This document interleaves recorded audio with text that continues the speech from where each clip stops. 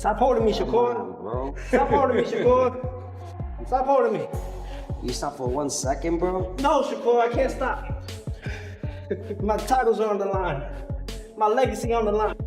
You seen the uppercut?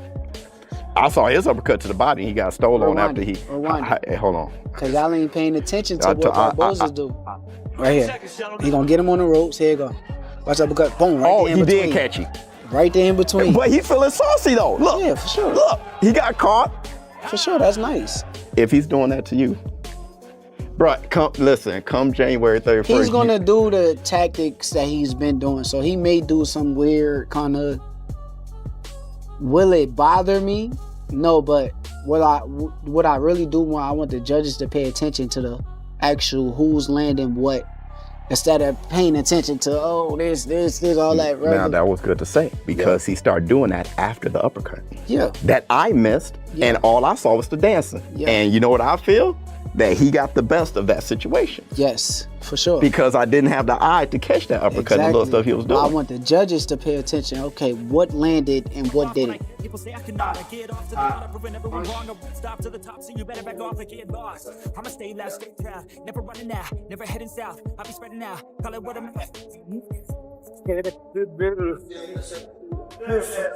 It's right here. You fucking up. Give him a shot. This fight is happening is because we want it bad. We want to be number one, in boxing, so to speak. He's coming for my crown at the, super lightweight division. And honestly, nevertheless, it's all about the fans. Is Teofimo Lopez actually training to win, or is he just training to look good for the cameras? That is the exact question Shakur Stevenson is asking after witnessing what he calls pathetic new footage from Teo's camp. In a sport where every single movement can be the difference between a belt and a knockout, Shakur believes he has spotted a fatal flaw in Teo's game. One that isn't just a mistake, but a calculated trick designed to fool the judges. The rivalry between these two has officially shifted from professional competition to personal disrespect.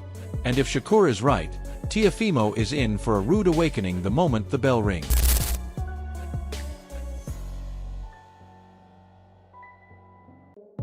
Every day is a learning experience. So when he's in there, he's just focused, And when I see him focus, every time I know that he has somebody, I always tell him, you already figured him out. That's like letting him know, have fun. From now on, just have fun. Back here. Double jab. 1, 2. When it comes to it, boxing is pretty much all mentality. It's all mental. Are you mentally prepared with the audience? Are you mentally going to be prepared with the certain punch selection? There's things that I also got to train as well. There's things that I have to maintain as well. Those are things that I have to work on within myself. It's a muscle. And it's a muscle memory that you have to create now. If you don't create now, it can harm you the day of. Shakur didn't hold back when analyzing Teo's latest workout clips. Instead of seeing a champion sharpening his tools, Shakur saw a fighter relying on weird tactics to mask his inefficiencies. He pointed out that Teo is obsessed with lateral movement, bouncing around the ring and shifting angles, not to create openings, but to create an illusion of dominance. Shakur's warning was clear. He wants the judges to stop watching the footwork and start counting the clean shots. According to him, all that excessive motion is just a smokescreen to distract everyone from the fact that Teo isn't actually landing anything significant. Will it bother me?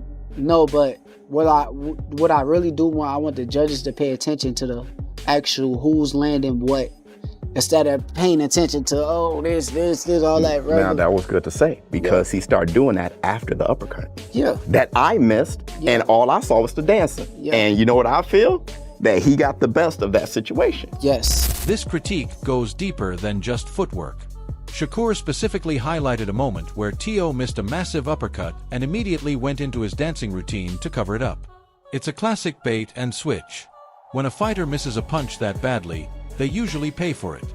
But Teo uses his athleticism to reset before his opponent can capitalize.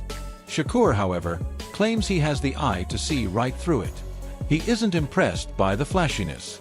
He sees it as a sign of insecurity. If Teo thinks he can just dance his way out of trouble against a technician like Stevenson, he is fighting the wrong battle. Longer. Stevenson's longer. Exactly. Stevenson's defense probably the best in the game, and he's longer. Great reflexes and timing, and so does Teo. That's why he's a great counterpuncher. But Teo's, he's a very special athlete, and as a competitor, he is one of those guys who saves his A game for a fellow elite opponent. That's when he really rises his game and shows us the Teofimo Lopez that everybody thought he was when he was a prospect. People used to look at him and say, oh, this guy is going to be the star in boxing.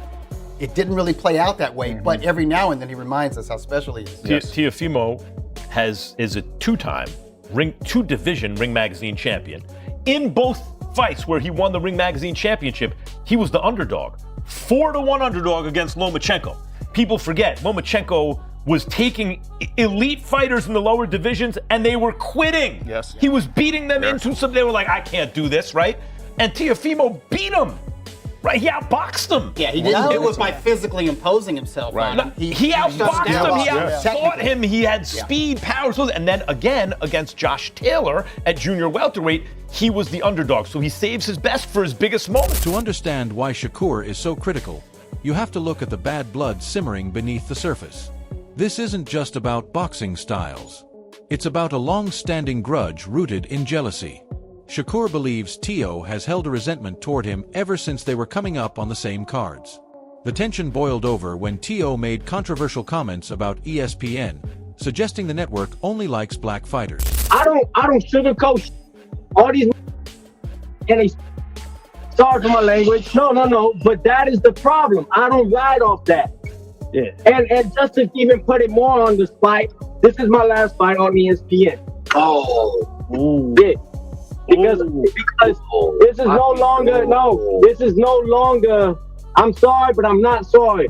This is why this fight means everything to me. If they want the black fighters, they could keep them. I brought Bud Light to top rank. So I'm sorry, but I ain't sorry. This is why this fight means everything to me. If they want the black fighters, they could keep them. I brought Bud Light to top rank. I'm sorry, but I'm not sorry. Shakur took that personally, interpreting it as a direct shot at his own rapid rise in the sport. He views Teo's frustration not as a legitimate grievance, but as envy toward the attention and opportunities Shakur has earned. That was crazy, man. He talked crazy about black people. He talked crazy about Puerto Ricans. Man, he gonna pay for it. He gonna pay for it January 31st. It's time to show him what the level is. I don't think he realized what the level is, so I can't wait to show him.